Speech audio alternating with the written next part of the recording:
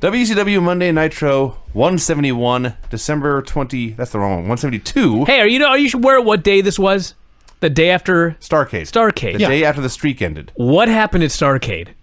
Lots of stuff. But what was the big thing that happened at Starrcade? The biggest thing that happened at Starrcade, according to this show, was Eric Bischoff beating Ric Flair. Yeah. But there's also a new world champion. Casually mentioned, oh, by the way, the streak is over and there's a new world champion. And by the end of this show, that whole thing about Ric Flair and Eric Bischoff, it didn't matter. Listen, I'll say one thing, okay? The payoff at the end of this show was awesome. Yes. Yeah. Okay? So, given that was the payoff at the end, they should have been building up throughout the show that Eric Bischoff had beaten Ric Flair at Starrcade. Okay? I'm fine with that. But you're opening up the show, and the big story is not that Goldberg's streak was broken after 173 straight wins, and Kevin Nash is the champion. Are you kidding me? Goldberg never appeared on this show. Nope. Well, you got shot with a cattle prod. He could be dead. I suppose so. So, correcting myself from earlier, this is Nitro 172, December 28th, 1998. So they open with clips of Eric Bischoff in the limo after Starrcade, and Bagwell's in there, and Scott Steiner and Kurt Hennig, and they're all celebrating the big win over Ric Flair. They go to the announcers, and Mike Tenay calls Starrcade, and I quote, "a historic and disappointing night." In hindsight, that's even more true. And he's right. Yeah. Talked about Bischoff and Bischoff and Bischoff and Bischoff, and oh, by the way, Goldberg's streak is over and Kevin Nash is world champion. Let's talk about Eric Bischoff some more. And then we got a Bischoff and Power video package. The same one! Yep. It wasn't even a new one. They just replayed the same one from last week. 5 more minutes of Eric Bischoff. Minutes on end. This just kept going. Go to commercial. Clips of the Nitro party that won the contest for best party. Excuse me, hold on a second. So Starrcade happened, and then they opened with Eric Bischoff talk, and then a Bischoff video package. Yes. And then they went to Nitro party footage? Yep. That's what happened. Okay, just checking. Yeah. Because that seems pretty stupid. Kinda. They had cookies, and they had hot dogs, and they threw a guy in a pool. What's next? Shat? No, the cat. Well, it was the Shat. He came out next. 12 minutes in, and he is out there for a promo. At this point, they very casually mentioned, not only is Goldberg's streak over and he's no longer the world champion, Scott Hall used a taser on him to subdue him and give Kevin Nash the title. Cattle prod. Cattle prod. Stun gun. They used all sorts of terms throughout the show. I don't think they knew what he got him with. They even got an expert on later on. They did. Oh, well, that guy. Oh, we'll get to him. So, Cat calls all the fans ugly, says he wants to whip somebody tonight, and Chris Jericho and Ralphus appear with Shima, making his Nitro debut. He's acting very, very shy. Jericho's saying, no, you can fight this guy. He's making fun of the last name, Nobunaga, I believe it was. Nobunaga. Or this Jericho called him Nobunaga Ding Dong and all that stuff. So, anyway, Cat versus Shima. Cat destroyed him, won with a kick. The great Shima was put away in less than 45 seconds. Mm-hmm. Yeah, this was bullshit. Yeah. This show's really bad so far. It's a terrible show. It's only begun. Speaking of terrible, we got still shots of the Nash-Goldberg match, including Kevin Nash using a cross arm breaker. When I saw Nash putting a straight armbar on Goldberg at Starrcade, that was awesome. What are you talking about? That's one word for it. I almost wanted to go back and watch the match. I do too, actually. This was not Goldberg putting an armbar on Nash. This was Nash putting an armbar on Goldberg. Now, I didn't go back and see it, but in The Observer, the way that Dave described it, he said that Goldberg was mounted on Nash doing ground and pound, and Nash switched that into an armbar. What? That sounds literally impossible. It is impossible. That's why now I want to see this match. I believe Kevin Nash would have to, like a vampire, turn into a cloud of smoke for that to occur. Well, he did something. Norman Smiley versus Chavo Guerrero Jr. Well, first off, we had clips of Ric Flair collapsing. For those of you that forgot that a few weeks ago he had a heart attack, they claimed, on Nitro, they reminded us with footage of him clutching his shoulder. Norman Smiley and Chavo Guerrero did 10 minutes of comedy about dancing and the hobby horse. Larry debuted, I believe, the first time the term Big Wiggle. He did. He named this move. Yeah. The announcers were laughing at him, and then it stuck. It stuck. Hey, did you know, by the way, that Starrcade was the night before and Goldberg lost the title? Seems and they relevant. followed that up with Shima versus Ernest Miller And then Norman Smiley versus Chavo Guerrero. They just move on like nothing happened. Horrible as this was, the announcers are fiddling as Rome Burns, laughing about the big wiggle. They don't give a shit about anything. And that's bad enough, but in this match itself, Chavo's getting beaten on, and he's getting beaten on, and he's selling. And finally, Norman Smiley gets a hold of his hobby horse. That's not a euphemism, by the way. He grabs a hold of his hobby horse, and he starts pretending to ride it. Look at Tony's face. He's puzzled. And this is what causes Chavo to fire up and make his big comeback. Fuck this show. Keep your hands off my horse, man. Norman won with the crossface chicken wing. This is atrocious. This was not good wrestling. At home with Raven. Also not good. Oh, I don't know. Oh, no, dude. This was one of the best things on the show. This reminded me too I much could of home, so actually. have played Raven. I just watched this whole thing. This was right up my alley. So, Canyon, Raven, and Mama Raven pull up in a Rolls Royce in front of a big giant house. Canyon's apparently never been there before. Blown away by everything he sees. Raven's still wearing Another poor wrestler. Well, yeah. I've never seen a big house. Raven's still wearing jean shorts and a sleeveless t-shirt. He doesn't want to talk to anyone. Doesn't want to... I like his anything. No, choice. he's got his leather vest on. No, he had his t-shirt on. No, he had his leather vest because his mom said, "Will you take off your jacket?" And he goes, "I like my jacket, Mom." And I remember that because I thought Raven hates everything, but he likes his jacket. Like, this jacket means a lot to him. Well, all I know is he was pouting and acting very surly, and he took off his jacket. As He you did said, when he got in the house, yes. and he was wearing a Suicidal Tendencies t-shirt. Yeah. Yeah. And so the first thing he does is he goes to his mom's bar. You have to pour a drink. And he goes, "Canyon, pour me a drink." Canyon's like, "No." He says, "Canyon, pour me a drink." Canyon says no. And his mom goes, "No, you're not drinking, Scotty." So then Scotty walks to the couch and he goes, "Fine, can I have a club soda?" This was so amazing. And this is the first one. And then he picks up the remote control and can't figure it out. "Mom, turn on the TV." The TV's not working. This was the best. And she yells back, "Try the remote." I tried the remote, Mom. Try the remote. What did you think he was doing? Well, manually I guess. turning knobs. I suppose so. I loved this. I don't want to hear anything bad about this, Okay. Greg. I will not allow it. It seemed silly, that's all. It was silly. It seems... The show sucks. It seems silly, you say. So something entertaining is a positive. You thought you were going for... Oh, never mind. Booker T versus Fit Finley. Very basic, good TV match. Nothing special. Announcers were talking about Starkey the entire time. Finley went up top. Booker slammed him down, hit a leaping sidekick, and a missile dropkick for the win. I do have to say this, that these fans... The one thing about WCW is no matter how bad the booking was, they still drew wrestling fans to come to the shows. Sure. And so if you had two guys that they saw even remotely as stars having a wrestling match, they would cheer the finish. That's what happened here. They popped big when Booker T hit that missile dropkick and won. It made me happy to think that there was still hope. Even though there wasn't. We know there's no hope. Mean Gene called out Ric Flair. So the story is, Flair, after his loss last night, had gone to the airport and gotten on the airplane to fly home, and then changed his mind and decided he must come to the building in Baltimore to fight Eric Bischoff.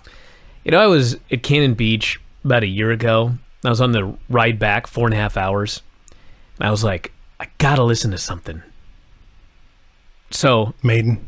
I found on YouTube Ric Flair's greatest crazy promos or something. It was like an hour or 2 hours long or something like that. I started playing it, listening to Flair just being out of his mind. This promo was on there, and I must have loved it because I knew this promo word for word when I watched it here tonight. It was even better because I saw it with the video. Like, I only heard the audio the first time. This promo was so great. Mm-hmm. So Flair comes out. He's in street clothes. He's all bandaged up. He's got his luggage with him. He had enough baggage to supply a large convoy to the peak of Mount Everest. Yes. Well, he's got all of his clothes. He needed a Sherpa to carry his luggage. Yes. He's got to dress up on the way to the building. He's got to, I'm sure, have another suit for in the ring. His airplane suit. He's got to have another suit because invariably he's going to throw his shoes into the crowd. So he's got to have another suit to go out afterwards. Got to have those robes. And then, of course, he's going to lose half his clothes that night. And so he's got to have another outfit for the next morning. This made perfect sense to me. plus gifts for all his women. You have that. Yeah. So Flair said yes, he got his ass kicked last night. He was ashamed of it.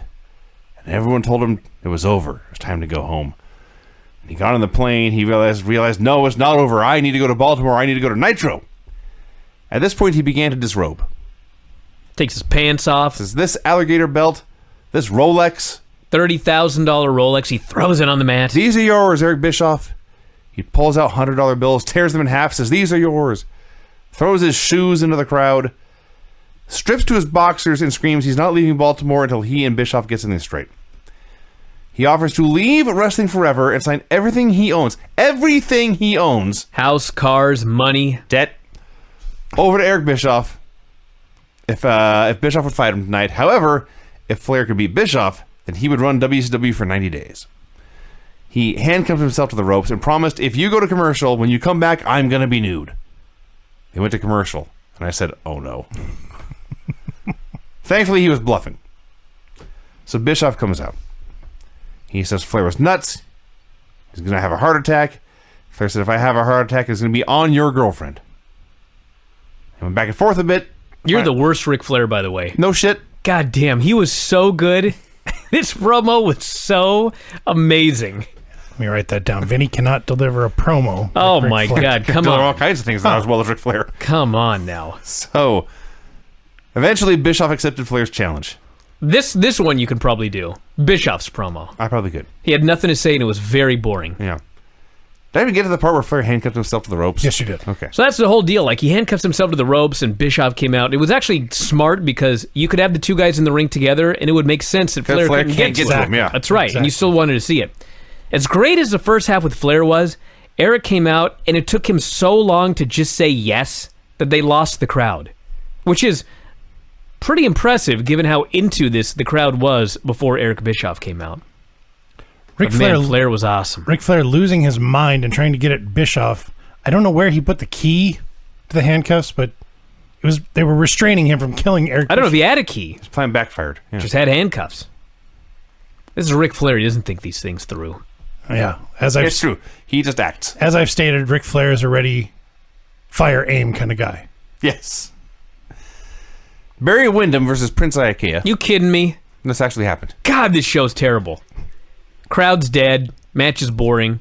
They followed Ric Flair taking his clothes off and throwing his shoes into the crowd with Barry Windham versus Prince Iaukea. It wasn't very good. It sucked. It was a short squash match. The big man beat the little man and won. I had completely forgotten. I realized I knew Barry Windham had done some stuff on Nitro. I had forgotten he was a regular for several weeks. Well, like 2 weeks ago, Well, he Flair, was till he becomes that tag team. Ric Flair beat him up 2 weeks ago and sent him packing because Bischoff brought him in to beat up Flair. Yes.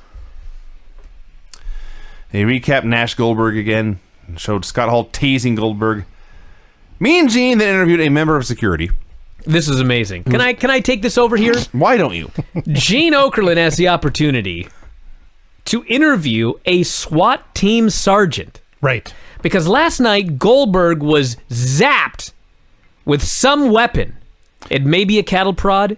It may be a taser. We don't know. I was a little unclear. Was he a security guard and a member of the SWAT team? He was a SWAT team sergeant. Yes, but he was also wearing a security Yes. Exactly. polo. Yes. So, yeah. So Gene has the opportunity to interview this man.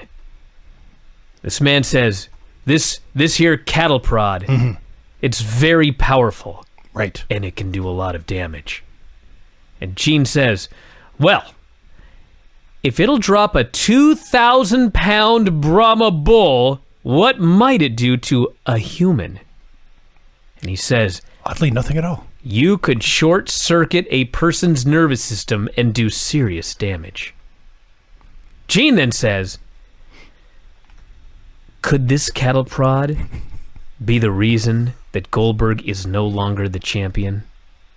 This man says yes. Yeah, call it a hunch. And that's it.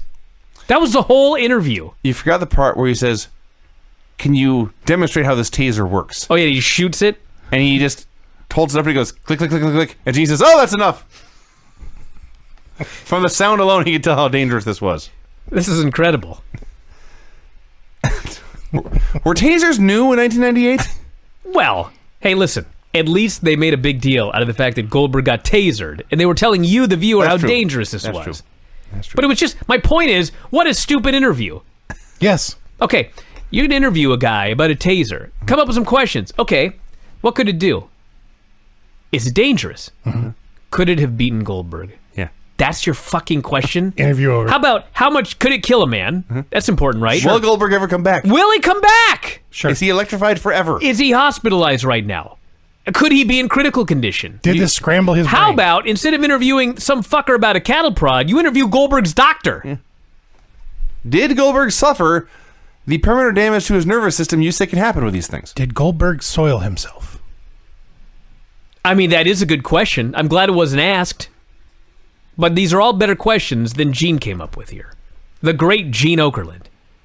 Had a commercial for WCW NWO Revenge, one of the all-time great pro wrestling video games. Probably the best. Well, the No Mercy and WrestleMania 2000 games that piggybacked on it were better, but this is the best WCW game for sure.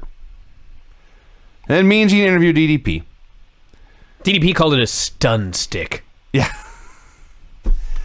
He talked about his win over the Giant for like 30 seconds, and then moved on to hyping up Flair and Bischoff for like 2 minutes. I always love it when Actually, before he did that, like right before he starts talking about Flair, he just throws out one line. Nash, you should do the right thing. And then he just moves on. Well, what would that be? I don't know. Give the guy the belt back? Yes. Give him a rematch? It's an important detail. So I always love it when a grown man, a professional combatant, is given a microphone and he won't let himself say the word ass. Oh, yeah, we had a lot of that. Eric Bischoff, Ric Flair is in a kick your... And he holds the mic out. Hey, I loved in Flair's promo where he's so angry. He's thrown his $30,000 Rolex down into the ring. He's offering to sign away his house to Eric Bischoff and everything that he owns. He's stripping down to his underwear and is threatening to strip himself completely naked. And Bischoff finally comes out and Flair says, and I quote, "I can't swear, can I?" I missed that part. That's what he said. I need to go back and check. And Eric says, "No, you can't." I was like, you just fucking killed the angle right here, you two idiots. I can't swear. Really? That's what he said. I need to go back and watch this. Yeah. I'll show you my schwanz, but I'm not going to curse. Conan was telling Disco Inferno to take his Wolfpack t-shirt off backstage. Nash walks up. Wait a second. Excuse me. Nash walks up? Kevin Nash, the new You're world telling me champion. the first appearance of Kevin Nash after ending Goldberg's streak is a segment with Disco Inferno? And Conan. He walks up. Seems fucking stupid. He walks up in jeans and a hockey jersey. Just a regular guy, except a little taller than normal. No indication he is the new champion of the world and the biggest star in the sport. He cuts a rambling promo. He's upset. He's upset, you see, because Disco Inferno stuck his nose in the match. Now there's a black cloud hanging over Kevin Nash's title reign. No. It's all Disco's fault. He's disappointed in being champion In this now. company. Did you notice he had a booking sheet There in his wasn't a hand? clean finish. He did, in fact, have that. And then he says, I'll tell you what, I will get you booked at a match. And if you win, fine, we'll put you in the Wolfpack. You can prove yourself. So Nash, on camera, is a booker now. They did later say he went to the WCW committee and got the match booked with his influence as world champion. Whoop-de-doo. Pics of Juventud, Ray, and Kidman in Starrcade, which Tony Schiavone called the best triangle match in WCW history. So if you didn't watch Starrcade, they really tried hard to make Kidman a star. He won 2 big matches. They pushed him hard. So they come out here. It's Ray and Kidman versus Juvi and Eddie Guerrero. Okay. If you didn't watch Starrcade, was there any indication whatsoever that they tried to make Kidman a star the night before? No. How about the finish? The crowd did pop for him bigger than anybody else. The finish was after everything in the world fell apart, Eddie said, "Fuck this," and he pinned Kidman with a frog splash. That is what happened. Vinny, I should make you watch the opener on Raw this week if you think this fell apart. John Cena and the Drifter. That sounds terrible. John Cena's first match, his first singles match since the Roman Reigns match 2.5 months ago, 3 months ago. They went 16 fucking minutes. Oh, dear. Yes, they did. And during the near falls at the end, they got a "this is boring" chant, to which John Cena immediately just took it home. It was This match was horrible. I don't blame him. Oh, my God. Now, this match here, so they explained 3 of the 4 guys are in the LWO. Ray doesn't want to be. But he is. Hoovy and Eddie are in there. Yeah. And Kidman's a white guy. So Yes. he's not Disqualified, allowed. yeah. Yes. So they have this fucking match where, like, guys aren't getting along with each other. They're trying to have a great match, but still do the stupid storyline that WCW wants, built around something nobody cares about, the LWO. They have a couple of great high spots.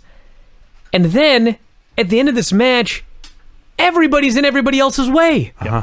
Hoovy's trying to hit the ropes to do a dive, and Eddie's standing right in the middle of the ring. And the ref. Hoovy shoves Eddie out of the way to run and do the dive anyway. This was a mess. Mm-hmm. So Kidman's on.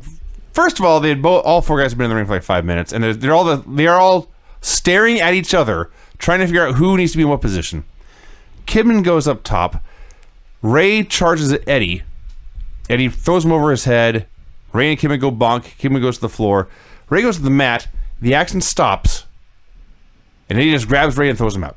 Just leave. Just get out of this ring right now.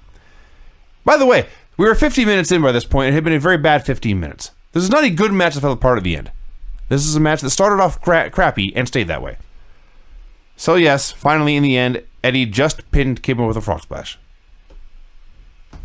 I missed anything in this? No. It went on for a long It was time. very, very long. It was not terrible, but it was a mess. Mm-hmm. The Wolfpack came out for a promo. Now, earlier, Kevin Nash appeared in his jeans and hockey shirt. He comes out here in jeans and hockey shirt again, and I started to write that they didn't even bring the belt with him, and then I realized he had, and it was such a minor part of the whole deal. The physical representation of his status as world champion was like the third afterthought behind Lex and Conan. Yeah. He cuts this rambling promo. Oh my God, he's supposed to be a babyface. Right. This was an argument for scripted promos, and I hate scripted promos. Everybody boos. They're chanting Goldberg. His fucking victory speech after ending Goldberg's streak, he makes sure to bring up Disco Inferno and the Wolfpack. Yeah. He says, coming up in this business, he thought wrestling was about 3 things: money, power, and respect. He did? That's what he said. And he said, I've got enough money, and the world champion always has power. I'm thinking, okay, here goes the respect line. Then he shifted gears. He just jumped the tracks and started talking about Disco and Bam Bam. Point number 4. He booked Disco versus Bam Bam Bigelow. And if Disco won, he'd be in the Wolfpack. And he gets back on track. He says, yes, I respect Goldberg. I want to give him a rematch for the belt next week in Atlanta. I still think I can kick your ass. And he said it. DDP He did not. did. He said ass. Yeah. He's going to be in trouble. You know, it's one of those things where I know exactly what's happening next week. But when he said, I'm going to give you a rematch January 4th in Atlanta, Right. I was like, God, Run. dude. They'll run screaming from the show. So we got Disco Inferno versus Bam Bam Bigelow. Am I the only one who thought this was one of my favorite things on the show? Oh, The yeah. finish was amazing. I love this match. This match was so much fun. Watching Bam Bam beat up Disco was great. Disco made a comeback Disco and the made place his goes comeback. nuts. Bam Bam sold for everything. Disco hit the stunner. Bam Bam kicked out easily.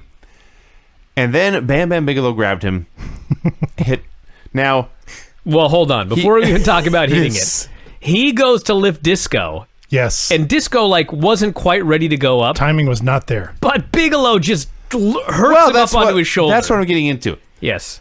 Bam Bam called his finisher he called it the Greetings from Asbury Park. Right. Yes. It was an over-the-shoulder pile driver, very similar to what Rikishi used to Yes, do. exactly. It was to a similar physique, which is why he It could was do it. cooler looking, though. This one was. Yes. He grabs Disco Inferno, a big human being, with one arm, and he's holding Disco in front of him. Not on top of him, in front of him, with one arm, upside down, with Disco's feet sticking straight up in the air. But it was the lift. Yeah. Like, What was the lift and the hold? there's a lot of fat guys Yeah. who you know are really powerful, but like, Clean and the jerk. I never looked at Bam Bam Bigelow and thought, you know, there's a real powerful, strong man underneath all that fat. Yeah. He lifted this guy up Scott Steiner cowered in fear backstage at this man's power. Do not attempt this with Paisley. You won't pull it off. No, and then Disco is literally completely straight upside down. Yeah, his legs pointing straight up in the air. It's ridiculous. Like it's a lawn totally dart. fake, but it was totally awesome. Yeah. Because you're thinking, this man's about to get spiked right on his noggin. So he goes to drop him, goes to sit down, drop him on his head, and I figure, okay, this is the part where Bam Bam brings his other arm over for more control and more grip. Hell no. Nope. Bam Bam sat down on his ass. He dropped Disco on his head, but with one arm, he protected him and it was totally safe. This is fucking unreal. Yep. I watched this like 5 times. It's right up there with Scott Steiner doing this square driver. It's close, actually. Yeah. This is better. This is great. It was insanely great. Kurt Hennig is helping Bischoff warm up backstage. Oh my God. Flair's fucking doctor. Was this out of Memphis Wrestling or is it just me? Yes. Dude, no way. Memphis Wrestling would have been entertaining. They go to a video of Flair's doctor. They say, here we go, live from Charlotte. It's Ric Flair's doctor. And as soon as he appears on screen, you're like, not only was this pre-taped, like hours ago, this may have been pre-taped 20 years ago. He's blurry. He's out of focus. We're to believe that on a live show, they got a cameraman to a doctor's office states away. I'm gonna try and recreate what happened. This is Baltimore. Yeah. I'm gonna do a poor 4-hour job. flight away. Yeah. Because even attempting to, I could not possibly have as little charisma as this man.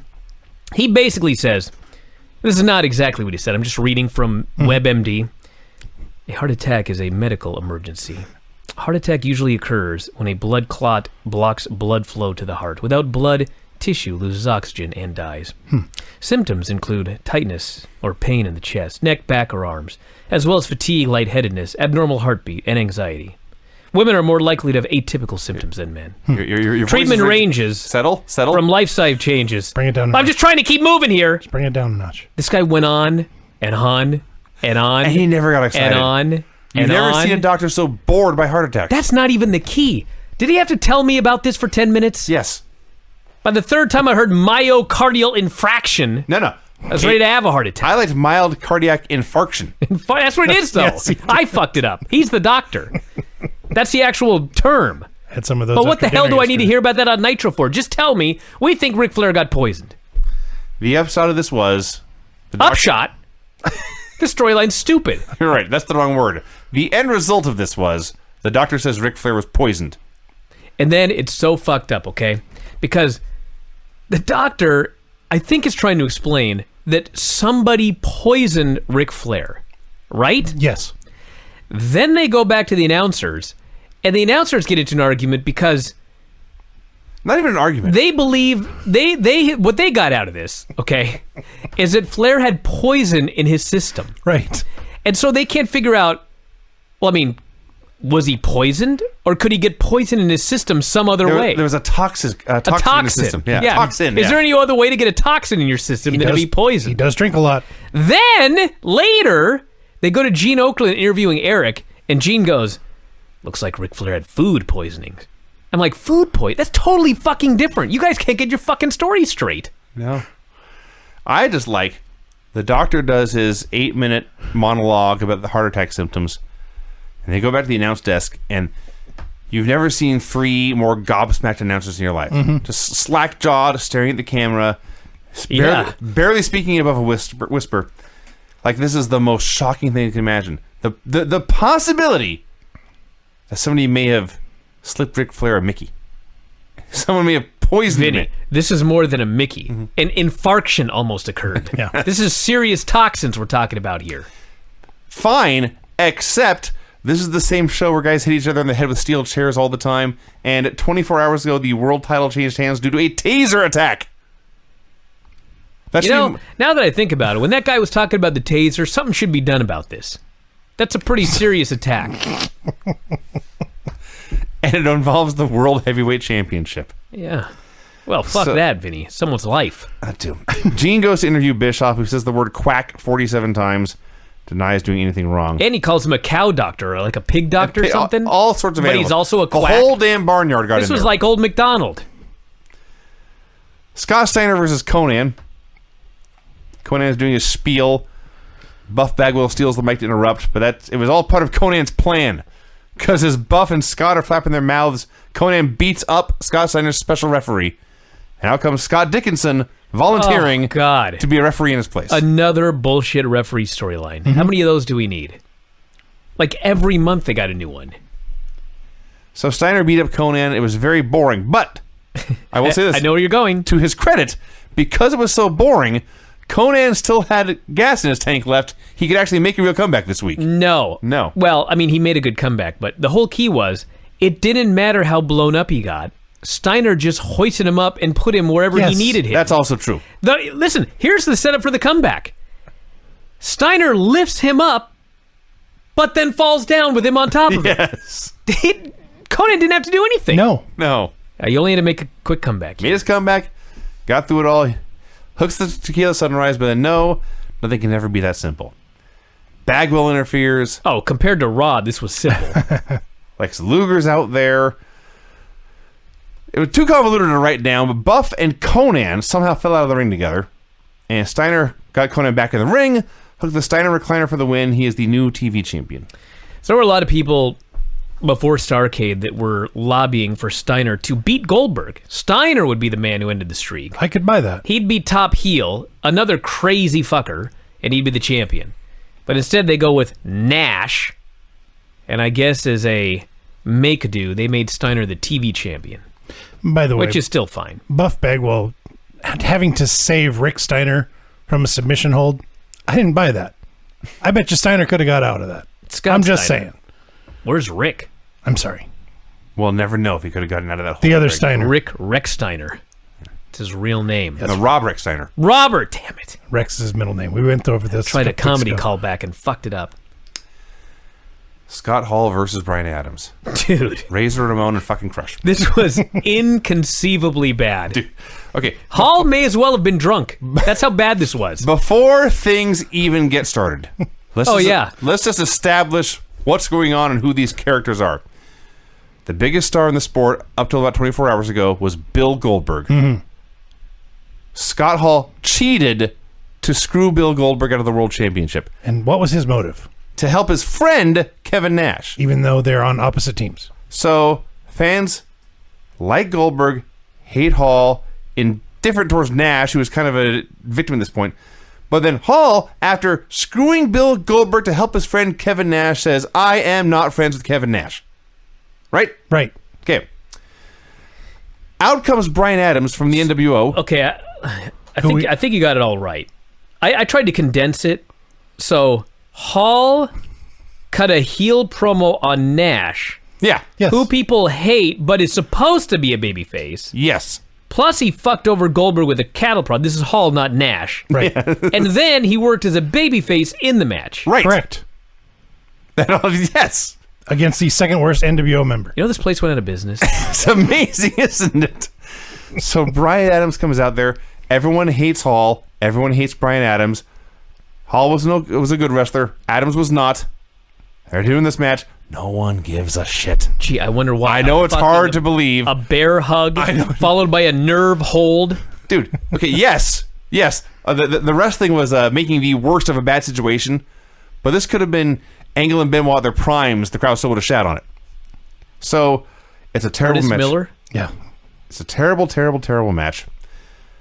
I'm trying to figure out, like, who's on whose side.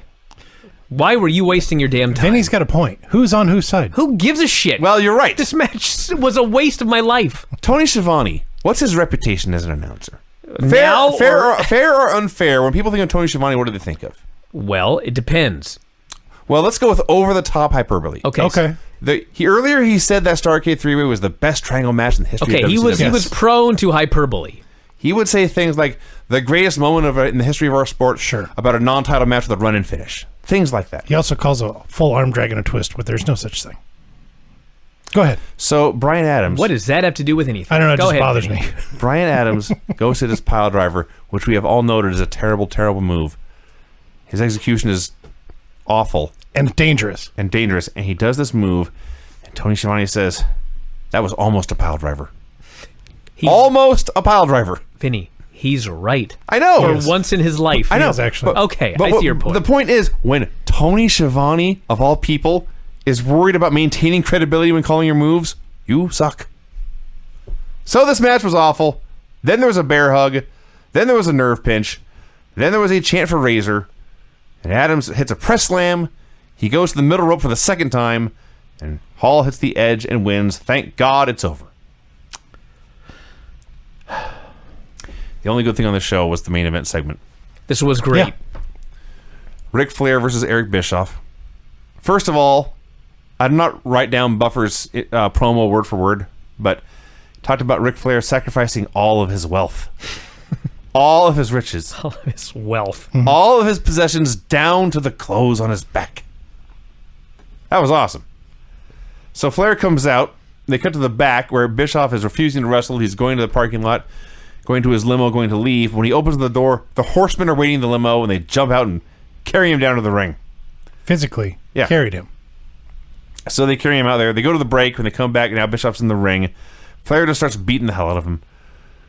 NWO B teamers run down the aisle to make the save, but the Horsemen are there to whip their ass. Now, what's funny, if you're paying attention, there's 3 other Horsemen. 4 if you count Arn, who ran out later. There's 5 or 6 B teamers. So everyone pairs off, but this guy's left over. So Kurt Hennig runs out to make the save. He weaves his way through traffic, and he realizes, wait, there's no one between me and the ring now. He turns around and goes back to brawl with the Horsemen. Yes. So I want to mention, by the way, that Macho Man Randy Savage, if you ever watched him in WWF, he looked a certain way. Sure. Have you ever watched him in Spider-Man? Yes. He looked a different way. Yes. Absolutely. Okay.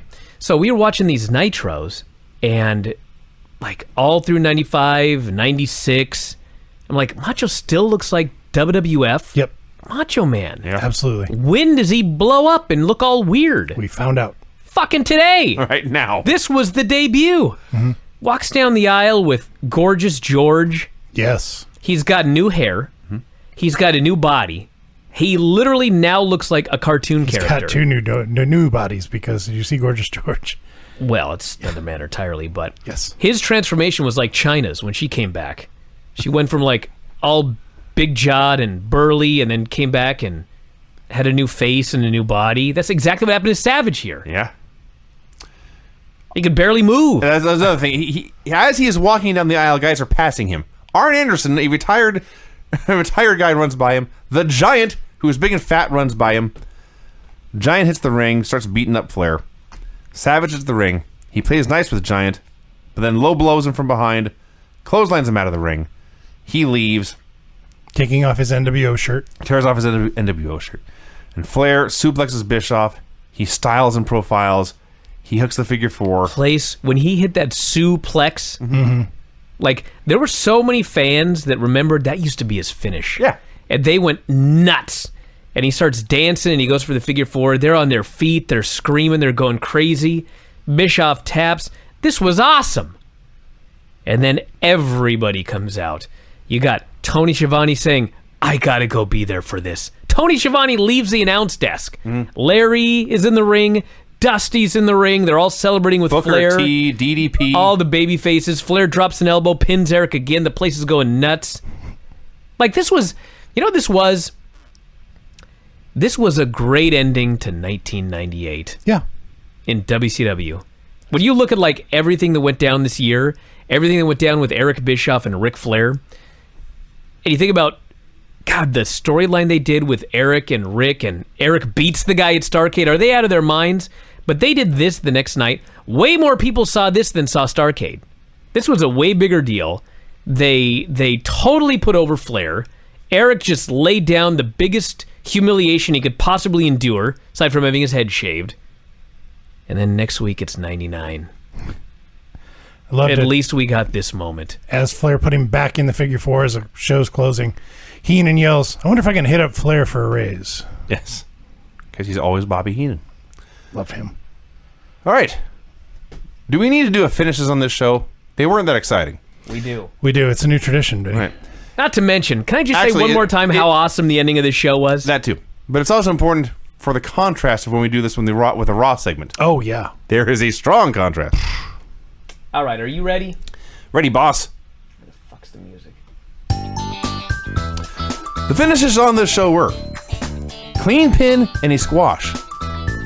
Clean submission after assorted hobby horse-related tomfoolery. Clean pin. Clean pin. Clean pin in a horrible tag match. Clean pin. That's a lot of clean pins so far. I told you it was kind of unnecessary. Submission win after interference by 2 dudes, 1 for each guy. A clean pin, finally in the main event. Submission win after interference by dozens of men and the return of a major star. Wow. Holy smokes. Yeah.